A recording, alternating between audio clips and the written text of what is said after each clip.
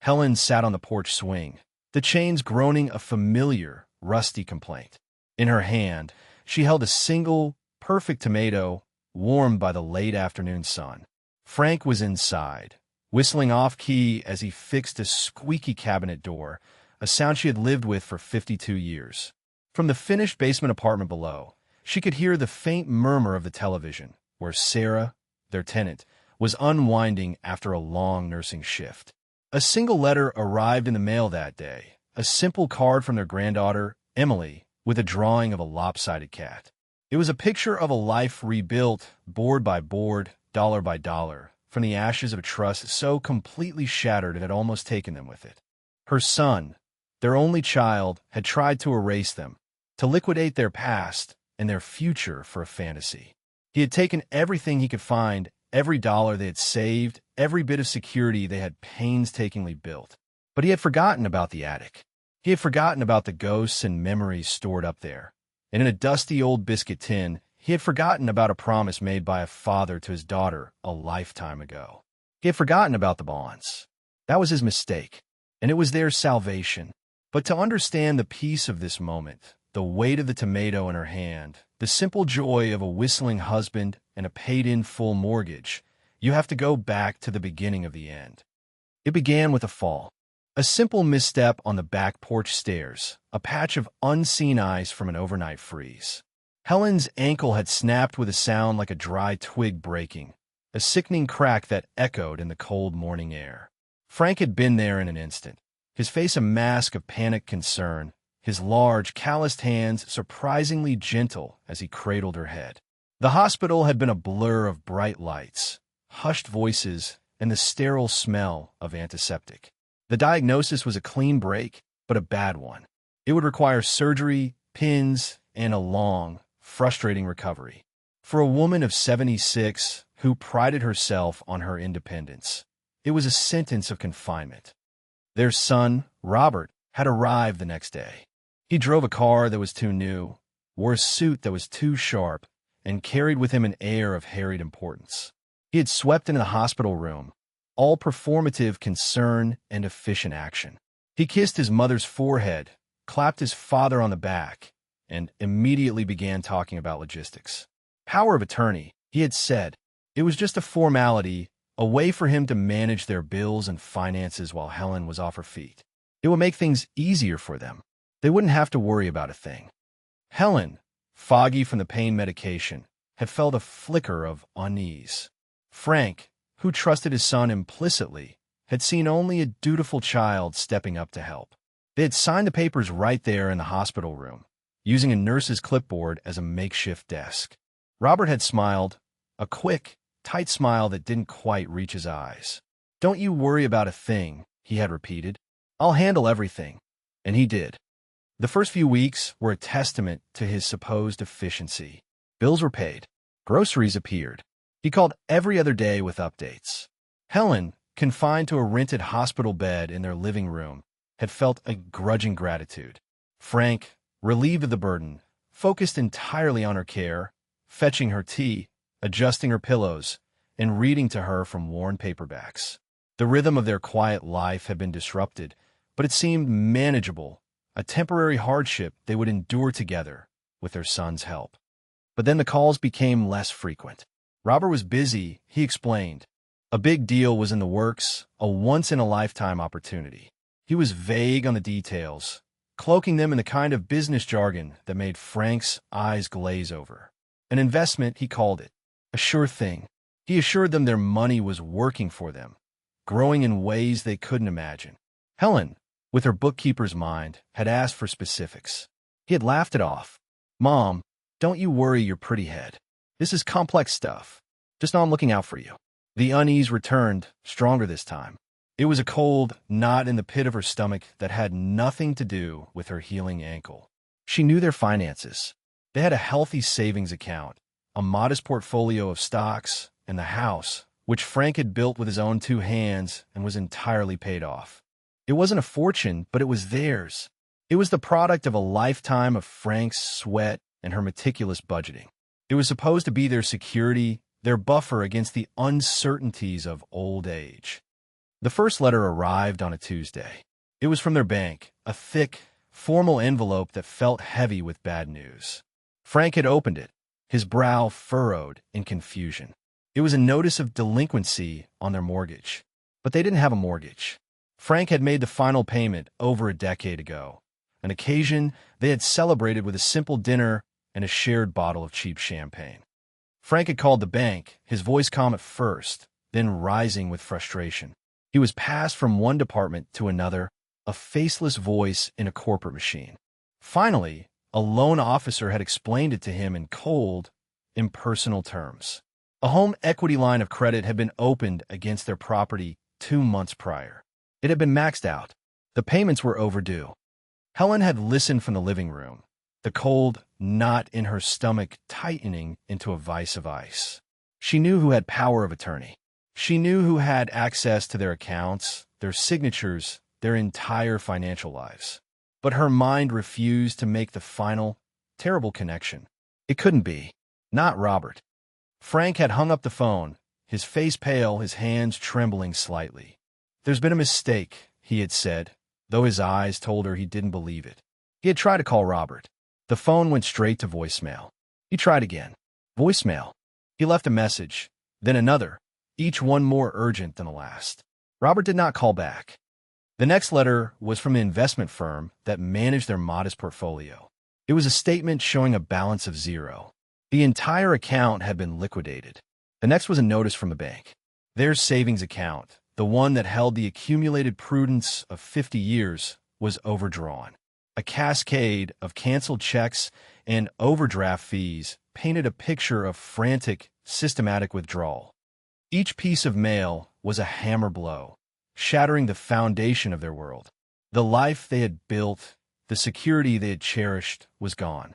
It had been siphoned away, silently, while they had been distracted by a broken bone and misplaced trust. The truth was no longer avoidable. It was stark and brutal and sat in the center of their living room like an uninvited guest. Robert had taken everything. The shame was the worst part.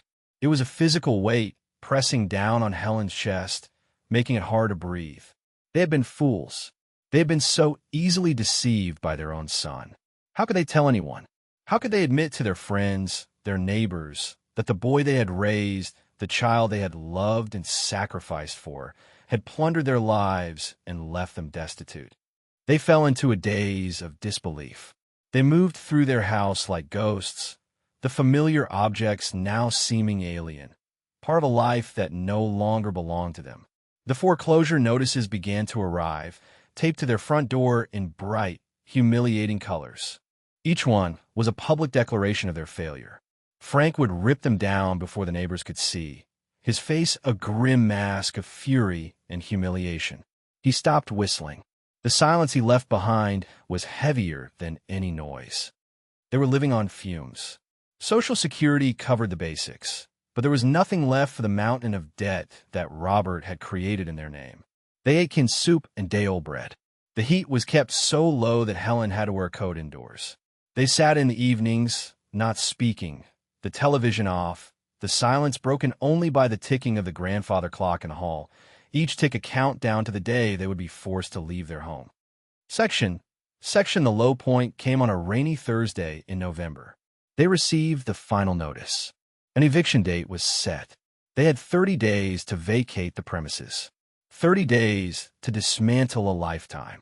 Frank had read the letter, his shoulders slumping as if under an immense physical weight.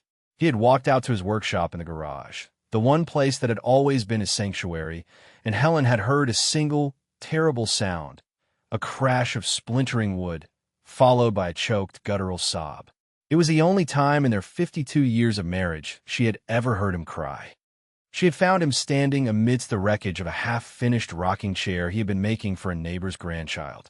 His hands, the hands that could build anything, were clenched into fists at his sides, trembling with a rage that had nowhere to go. He looked at her, his eyes filled with a despair so profound it stole her breath. "He beat us, Helen," he had whispered, his voice raw. "The boy beat us." That night, they sat in the dark, the rain lashing against the windows. They were invisible. They were statistics. an elderly couple who had fallen victim to financial abuse. The police had been sympathetic but unhelpful. It was a civil matter, they said, a family dispute. The banks were impersonal, their letters filled with legal threats and demands for payment. There was no one to turn to. They were utterly, terrifyingly alone, discarded, erased. It was in this suffocating darkness that Helen's mind began to work, not with hope, but with a grim, methodical necessity. They would have to pack. They would have to sell what little they could. They would have to face the final humiliation of leaving the home Frank had built for them. She started making a mental list of the things they would need to sort through. The furniture, the dishes, the boxes in the attic. The attic. The thoughts surfaced like a bubble from the deep. A dusty, forgotten space filled with old memories and discarded treasures. Christmas decorations, old baby clothes, photo albums, and something else. A flicker of a memory, distant and faint from a time long ago. Her father, a stern but loving man, pressing a crisp envelope into her hand on her wedding day. For a rainy day, he had said, his voice gruff with emotion. Put them somewhere safe and forget about them. They'll be there when you need them most. She had forgotten them. For over 50 years, she had completely and utterly forgotten them. She turned to Frank, her voice barely a whisper in the silent room. "Frank," she said, a strange new energy cutting through her despair. "I need you to get something for me." From the attic, Frank looked at her, his expression weary and confused. "Helen, what does it matter now?" "Just do it," she insisted, her voice gaining strength. "There's a green biscuit tin in my mother's old trunk."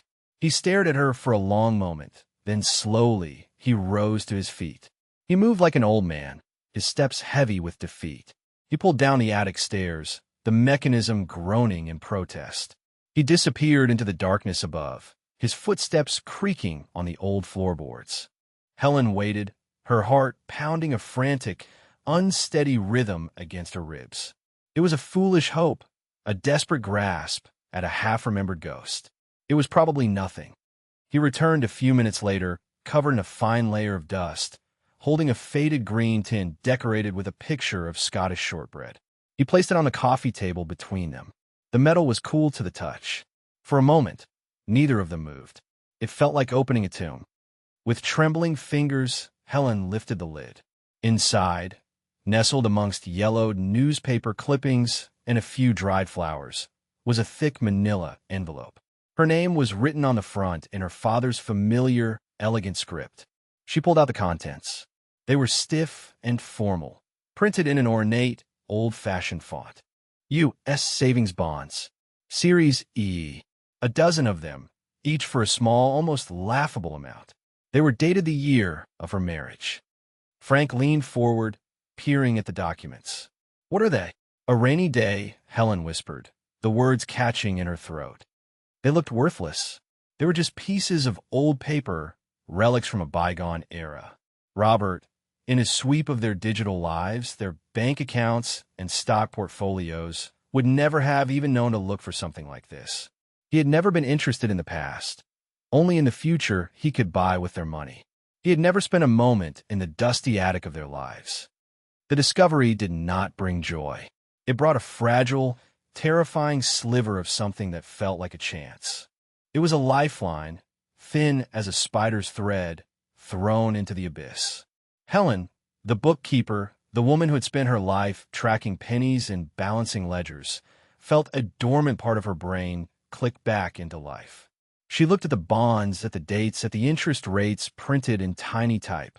She had no idea what they were worth, but she knew how to find out. The decision was made without a single word being spoken. It was a silent pact between them in the dim light of the living room. This was theirs. This secret, this last, forgotten piece of their old life would be the foundation of their new one. They would not tell Robert. They would not tell anyone. They would fight back, not with anger or confrontation, but with the same quiet, methodical patience they had used to build their lives in the first place. Helen looked at Frank, seeing the first flicker of his old self return to his eyes, a spark of defiance replacing the dullness of despair. "It's still standing," she said, her voice firm. It was a statement about more than just the house. Frank nodded slowly, his gaze fixed on the bonds in her hand. He straightened his shoulders, and for the first time in weeks, he looked not like a victim, but like the man who had built this house from the ground up. "I'm driving you to the bank tomorrow," he said. It was not a question. It was a promise. The next morning, Helen began her work. The internet was a foreign country to her, a place of confusing pop-ups and bewildering menus. But she navigated it with the grim determination of a refugee seeking safe harbor. She found the Treasury Direct website, a bureaucratic labyrinth of government speak and endless forms. She spent hours reading, taking meticulous notes in a spiral notebook, her handwriting small and precise.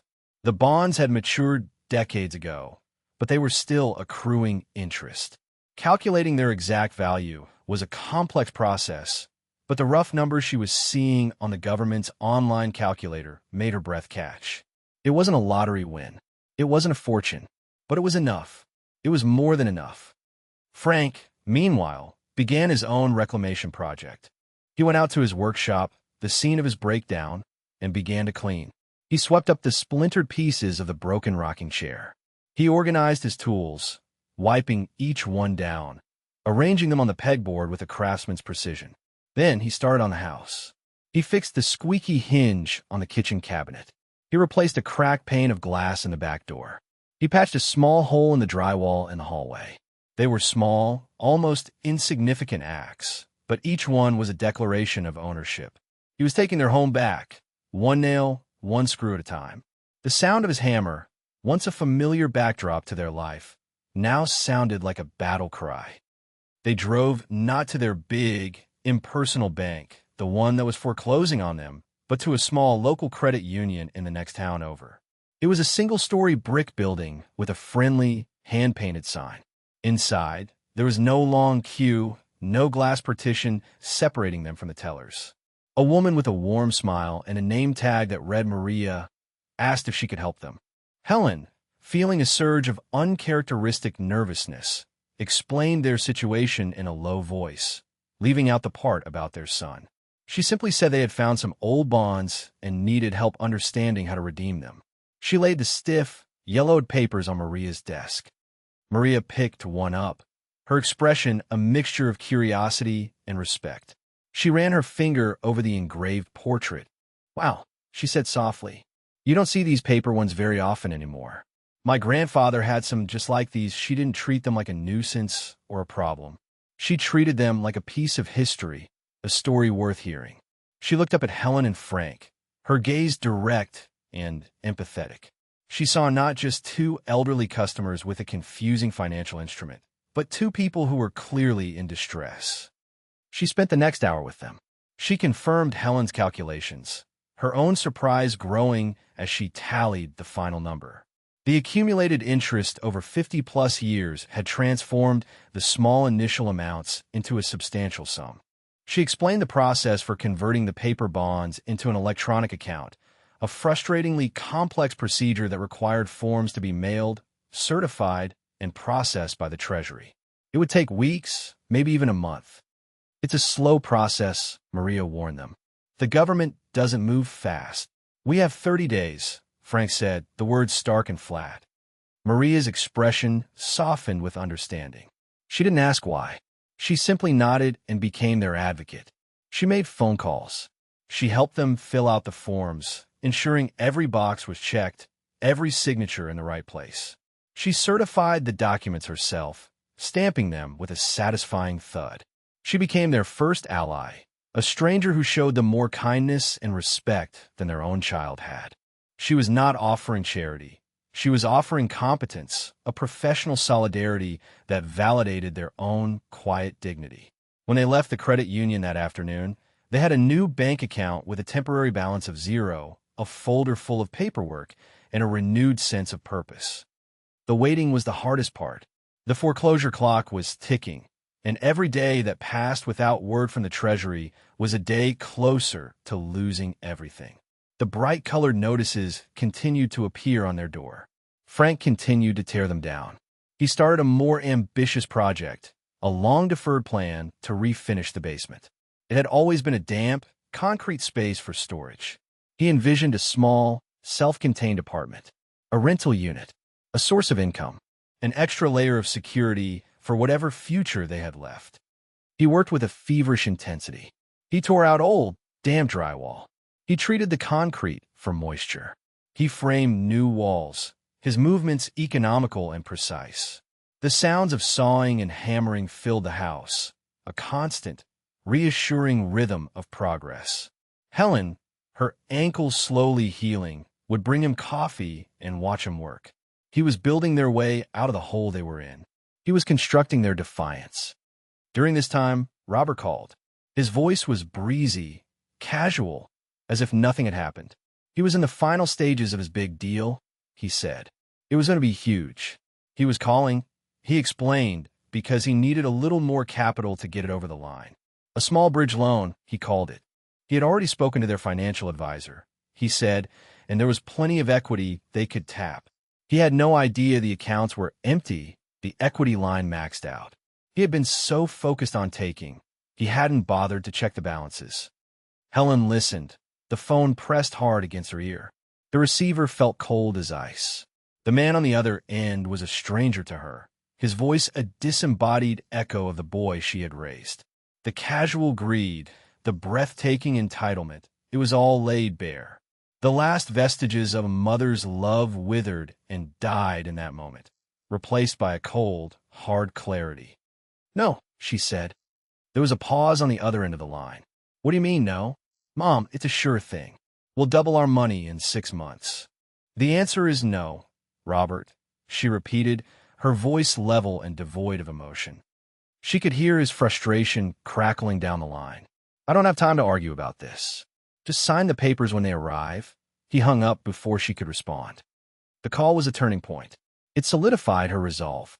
While Frank built their future in the basement, Helen began to build her case in the living room. Using her old bookkeeping skills, she started to meticulously reconstruct Robert's betrayal. She went through years of old bank statements she had kept in shoeboxes in the closet. She highlighted every unusual withdrawal, every transfer, every check written to a company she didn't recognize. She created a spreadsheet on a yellow legal pad, her columns neat and orderly. The date, the amount, the destination. It was a painstaking process. Each entry was a small, painful reminder of their misplaced trust. But with each line she wrote, she felt a measure of power returning. She was no longer a passive victim. She was an investigator, an archivist of her own ruin. She was turning her grief into data, her pain into evidence. The legal pad filled up, then another. She was creating an undeniable, chronological record of the crime. The letter from U.S. Treasury arrived on a Monday, just 1 week before the eviction date. It was a thin, unassuming envelope, but Helen's hands shook as she opened it. Inside was a simple statement of account. The bonds had been cashed. The funds had been transferred. She logged into the new credit union account Maria had helped her set up. The number on the screen made her gasp. It was real. Frank came in from a workshop, his face smudged with sawdust. He saw the look on her face and knew. It didn't celebrate. They simply stood in the kitchen, a profound, weary relief washing over them. They were not saved, not yet, but they had ammunition. They had a fighting chance. The first thing they did was drive to the big bank. They didn't ask for a manager. They walked straight to the collections department with a certified check from the credit union.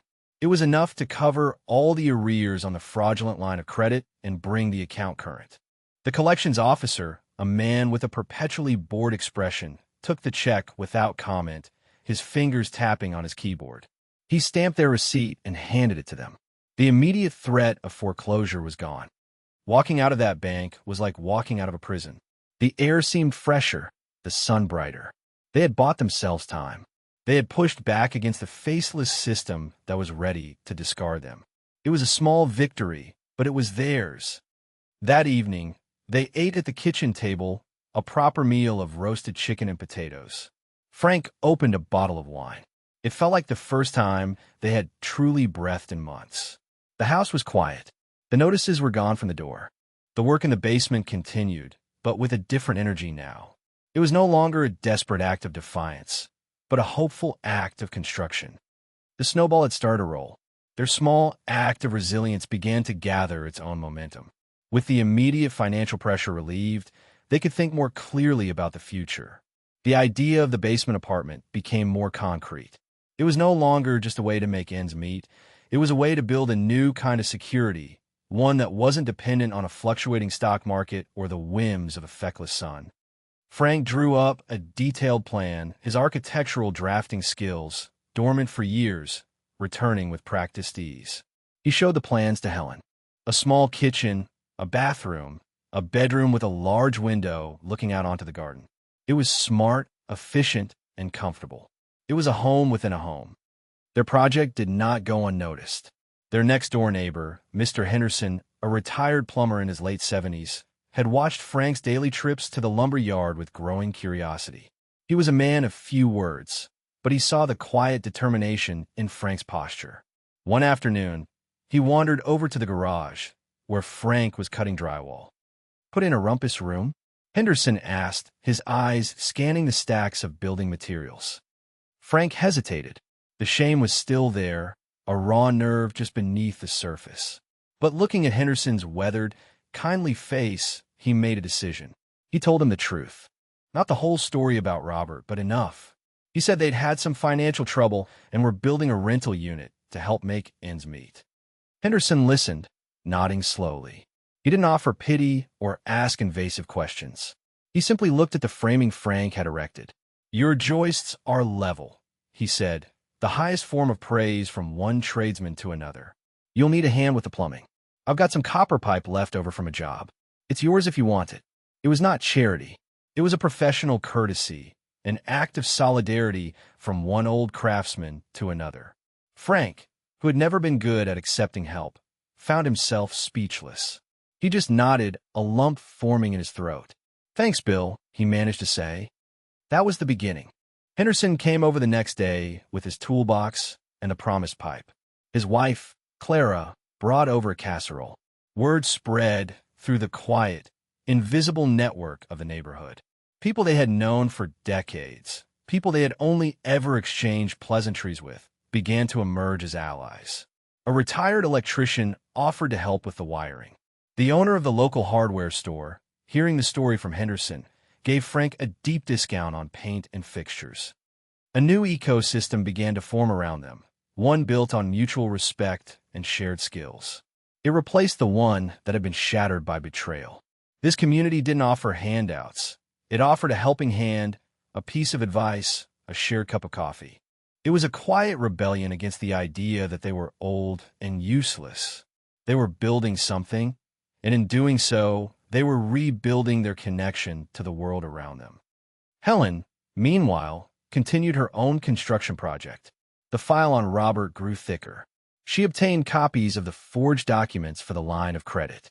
She cross-referenced flight records she found online with the dates of major withdrawals, proving Robert had been in the city on the days the transactions were made. She was building an airtight case, a fortress of facts that would be impregnable. The work focused her, channeled her anger into a cold, productive purpose. The basement apartment began to take shape. The walls were up, the plumbing was in, the wiring was complete. It was starting to look like a real living space. The transformation was astonishing. The damp, dark cellar was becoming a bright, welcoming home. It was a testament to Frank's skill and the quiet generosity of their neighbors. It was a physical manifestation of their resilience. And then the major threat, the one they had been dreading, appeared on their doorstep. It was Robert. He didn't knock. He used his old key and walked right in. He looked terrible. His expensive suit was rumpled. His face was pale and unshaven, and his eyes had the wild, hunted look of a cornered animal. The big deal had fallen through. The once-in-a-lifetime opportunity had been a scam, and he had lost everything. Not just their money, but the money he had borrowed from others, dangerous people by the sound of it. He didn't apologize. He didn't show a flicker of remorse. He launched into a frantic, rambling monologue about his bad luck, about being betrayed by his business partners. And then he got to the point. He needed more money. He knew they had paid off the arrears on the house. He had a new plan, a reverse mortgage. It was perfect, he said. They could pull all the equity out of the house, give it to him to pay off his debts, and they could still live there until they died. It was, he insisted, the only sensible option. Helen and Frank stood together in the living room, a united front.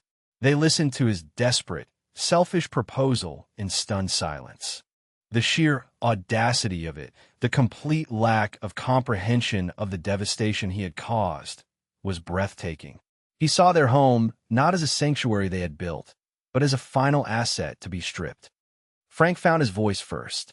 It was low and steady, rumbling with a controlled fury that was more terrifying than any shout. "You need to leave," he said. Robert laughed, a harsh, ugly sound. "Don't be ridiculous, Dad. We're in this together. I was trying to build a future for all of us." He turned to Helen, his tone shifting to one of wheedling condescension. "Mom, make him understand. You know I always had your best interests at heart." That was when Helen moved. She walked to the small desk in the corner of the room and picked up the thick file she had so carefully assembled. She didn't open it. She just held it. "You took it all, Robert," she said, her voice quiet but carrying the weight of every highlighted entry, every damning receipt. The savings, the stocks, the money for our funeral expenses. You forged my signature to take a loan against our home. It's all in here." Robert stared at the file, his face draining of color. For the first time, a flicker of fear appeared in his eyes. He had underestimated them. He had seen them as old, frail, and easily manipulated. He had not seen the bookkeeper with her meticulous mind, or the builder with his unyielding strength. His desperation turned to anger. He took a step forward, his voice rising to a shout. "You owe me. Everything you have, you should have given to me. I'm your son." Just then, the back door opened. It was Bill Henderson, holding a wrench. He had heard the shouting from his yard. He took in the scene in an instant. Robert's aggressive posture, Helen clutching the file, Frank standing like a stone wall in front of his wife. Henderson didn't say a word to Robert. He just looked at Frank. "Everything all right here, Frank?" he asked, his voice calm, the heavy wrench held loosely in his hand. The sight of the neighbor, the quiet ally, broke something in Robert. His rage collapsed into a pathetic, sniveling heap. The confrontation was over. He was outnumbered, not by force, but by a simple, unshakable decency he could not comprehend. "Get out of her house," Helen said, her voice final. Robert stared at them, his face a twisted mask of hatred and self-pity. He turned and stumbled out the front door, slamming it behind him. They stood in the silence, the echo of his fury still hanging in the air. Bill Henderson quietly let himself out the back door, leaving the wrench on the kitchen counter. The community had rallied, not with pitchforks, but with a quiet presence that said, "You are not alone." Robert did not go quietly into the night. A week later, a letter arrived from a lawyer. Robert was petitioning the court for conservatorship, claiming his parents were no longer mentally competent to manage their own affairs. He alleged they were squandering their assets and were a danger to themselves. He included a statement from a doctor he had clearly paid, attesting to Helen's cognitive decline following her fall. It was his final, desperate gambit to gain control. The letter was a vicious, calculated attack, designed to terrify and intimidate them. For a moment, it worked. The thought of having to prove their own sanity in a courtroom, of having their lives picked apart by strangers, was horrifying. But then Helen looked at the file on her desk, and Frank looked at the nearly finished apartment in the basement. They had not come this far to be broken by a lie. They called Maria at the credit union. She listened to the story, her voice tight with anger on their behalf. She gave him a name of a lawyer, a woman named Sarah Jenkins who specialized in elder law. "She's a fighter," Maria had said, "and she's the best." Their meeting with Sarah Jenkins was the final test. They sat in her small, tidy office, feeling out of place and nervous. She was a woman in her 40s with sharp, intelligent eyes and a no-nonsense demeanor. They told her the whole story, from the fall to Robert's final, desperate legal threat. Frank spoke about the house, his voice thick with pride. Helen, her hand steady, pushed her file across the desk. Sarah Jenkins began to read. She was silent for a long time, her expression unreadable as she turned page after page of Helen's meticulous documentation. She examined the bank statements, the spreadsheet of withdrawals, the copies of the forged signatures. She read the letters from the bank, the foreclosure notices, and finally, the petition for conservatorship. When she was finished, she closed the file and looked at them. A slow smile spread across her face. It was a smile of profound professional satisfaction. "Mr. and Mrs. Gable," she said, her voice ringing with conviction. "This isn't a case. This is a work of art. Your son doesn't have a legal leg to stand on. In fact, with this evidence, he should be terrified of you." The verdict was in. The official, the expert, had validated their work, their sanity, their truth. The relief was so immense, Helen felt lightheaded. Sarah Jenkins explained the legal path forward. They would file a countersuit for financial abuse. They would present Helen's file as evidence. "Your son will be facing criminal charges if he pursues this," she stated plainly. "My professional advice? He will withdraw his petition the moment he receives my letter." And she was right. The aftermath was swift and silent. Sarah Jenkins sent a single, devastatingly concise letter to Robert's lawyer, attaching a summary of Helen's findings. 2 days later, the conservatorship petition was withdrawn. There was no apology, no explanation. Robert simply vanished. They heard through a distant relative that he had left the state, running from the debts he had accrued. He had tried to burn their lives down to fund his fantasy, and when he had failed, he simply ran away from the ashes. They did not press charges. The victory was not in seeing him punished, but in being left in peace. Their goal had never been revenge. It had been survival. And they had survived. A few weeks later, a local newspaper reporter, tipped off by someone at the courthouse, got wind of the story. She called them, wanted to do a human interest piece on elder financial abuse. They were hesitant at first, the shame still a lingering ghost. But then they thought of other people like them, other parents betrayed by their children, other elderly couples facing foreclosure and despair. They agreed to talk. The article was published the following Sunday. It was a sensitive, well-written piece that told their story with dignity and respect. It didn't name Robert, but it detailed the crime and their quiet, determined fight back. It spoke of Frank's craftsmanship in building the new apartment and Helen's sharp mind in building the case. It ended with a quote from Helen. "We just decided to fix what was broken." The story resonated through the community. The phone began to ring. Old friends called to offer support. Strangers called to share their own stories. The owner of a local furniture store, having read the article, delivered a brand new bed and sofa for the basement apartment, refusing any payment. "Call it a community investment," he had said with a wink. The shame they had carried for so long was replaced by a quiet pride. They were not victims. They were survivors. The new normal settled in around them like a comfortable, well-worn quilt. Frank put the finishing touches on the basement apartment. It was beautiful, filled with light and the smell of fresh paint and new beginnings. Helen placed an ad for a tenant at the local hospital, and within a day, she had a call from Sarah, a young nurse who had just moved to the area. Sarah was quiet, respectful, and had a kind smile. She moved in the following weekend, her presence a gentle, reassuring hum in the house. With the small, steady income from the rent, their financial footing felt solid for the first time in a year. Frank went back to his workshop, not with the frantic energy of desperation, but with the calm joy of a craftsman. He started building small, intricate birdhouses, his gnarled fingers moving with a familiar grace. Helen started a garden in the backyard, in the same spot where her mother had grown tomatoes decades ago. She tilled the soil, planted seedlings, and watched them grow. The simple, honest work of nurturing life from the earth soothed her soul.